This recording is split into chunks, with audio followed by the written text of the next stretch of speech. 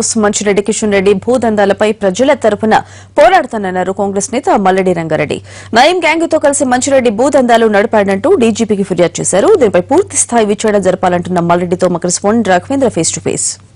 Nayeem encounter తర్వాత Ibrahimpatnam MLA Manchireddy Kishan Reddy అదేవిధంగా మాజీ ఎమ్మెల్యే మల్లెడ్డి రంగారెడ్డి మధ్య పొలిటికల్ కౌంటర్ కొనసాగుతుంది. ఒకరిపై ఒకరు భూ ఆక్రమణలకు సంబంధించి ఆరోపణలు చేసుకుంటున్నారు. తాజాగా మల్లెడ్డి రంగారెడ్డి డీజీపీ ఆఫీస్ చేరుకున్నారు. మంచిరెడ్డి కిషన్ రెడ్డిపై ఫిర్యాదు చేశారు. పూర్తి స్థాయిలో విచారణ జరిపించి బాధ్యులపై చర్యలు తీసుకోవాలని కోరారు. డీజీపీని కలిసి ఏం చెప్పారు, ఎటువంటి విచారణ ఆయన ఎక్స్పెక్ట్ చేస్తున్నారో తెలుసుకునే ప్రయత్నం చేద్దాం. సార్, మీరు తాజాగా డీజీపీని కలిశారు. ఎటువంటి ఆధారాలు మంచిరెడ్డి కిషన్ రెడ్డిపై మీరు ఇచ్చారు, ఎటువంటి విచారణను మీరు కోరుకుంటున్నారు? మీరు బ్రదర్, ముందుగా మీ అందరికి ఒకటే మనవి. మీరు అంటున్నారు ఇదేదో పొలిటికల్ పంచాయతీ అని. ఇప్పుడు ఎన్నికలు లేవు పొలిటికల్ పంచాయతీ కోసం. ఇది పొలిటికల్ పంచాయతీ కాదు. వాళ్ళు సృష్టించుకుంటున్నారు పొలిటికల్ పంచాయతీ అని పెట్టి పక్కకి నెట్టడానికి. పొలిటికల్ పంచాయతీ కాదు. పేదోళ్ళ రక్తం దాగినటువంటి, భూదందాలు చేసినటువంటి, భూములు గుంజుకున్నటువంటి పంచాయతీ ఇది. పేదోళ్ళ పక్షాన మల్లెడ్డి రంగారెడ్డి వచ్చి మాట్లాడుతుండే తప్ప రాజకీయం కోసం ఇప్పుడు మాట్లాడడం లేదు.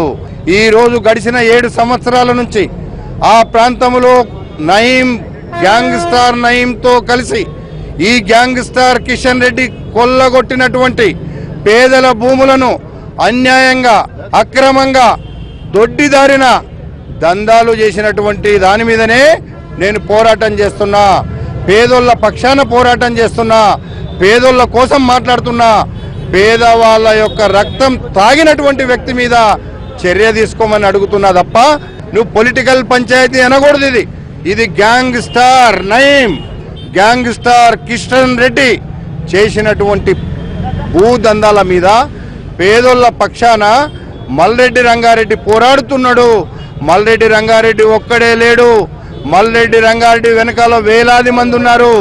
వీళ్ళందరినీ కూడా ముందుకు తీసుకొచ్చి ఈరోజు అదే విషయాన్ని డీజీపీ గారి ముందుకు చెప్పాను నేను చాలా క్లియర్గా. సార్, గడిచిన 7 సంవత్సరాల నుంచి ఇబ్రాహీంపట్నం ప్రాంతంలో జరిగినటువంటి భూ లావాదేవీల మీద, అక్కడ జరిగినటువంటి భూదందాల మీద, అక్కడ ఉన్నటువంటి పేదోళ్ళ రక్తం దాగినటువంటి ఈ నర రాక్షసుల మీద చర్య తీసుకోమని డీజీపీ గారికి చెప్పడం జరిగింది. మీ ద్వారా కూడా నేను ముఖ్యమంత్రి గారిని ఒకటి రిక్వెస్ట్ చేస్తున్నా. ముఖ్యమంత్రి గారు, నీకు బ్రహ్మాండమైనటువంటి ఒక నయీం మీద తీసుకున్నటువంటి చర్య అందరూ నిన్ను బ్రహ్మాండంగా అప్రిషియేట్ చేస్తున్నారు. ఈరోజు నీ ఒక్క ఎమ్మెల్యే పోయినంత మాత్రాన నీ ఎమ్మెల్యే కూడా కాదు, నీ ఇంటికి ఇరిటం వచ్చిన, నీ పార్టీకి ఇరిటం వచ్చినటువంటి ఎమ్మెల్యే ఈ ఎమ్మెల్యే. ఈ చేసినటువంటి భూదందాలన్నీ తప్పించుకోవడానికి నీ పార్టీలో చేరాడు. ఈయన పోయినంత మాత్రాన ఈ ప్రభుత్వానికి ఏం ఫరక్ పడదు.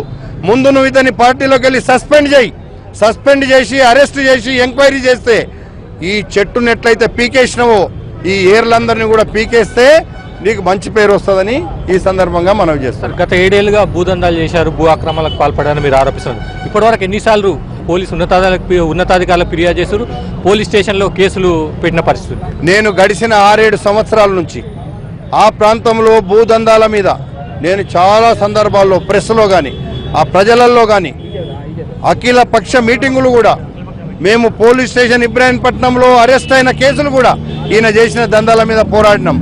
ఎవరు పలకలేదు, ఉరకలేదు. పోలీసులకు ఫిర్యాదు చేయలేదు, ఆందోళన చేశారు. ఆధారాలు ఏడాది కింద నుంచి ఇచ్చినవి కూడా ఆధారాలు ఉన్నాయి. అంతకుముందు మేము పోరాటాలు చేసినాం, గడబడి చేసినాం. వదిలేస్తే ఇక ఏదో తప్పించుకొని అధికారంలో ఉండని తప్పించుకున్నాడు.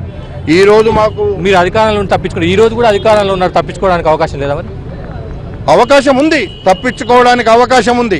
మేము న్యాయం జరుగుతుందని ఆశిస్తున్నాం. ఎందుకంటే ఒక చెట్టునే కొట్టేసినప్పుడు ఏర్లను కూడా తప్పక కొట్టేస్తారు అనే ఒక నమ్మకం మాకుంది.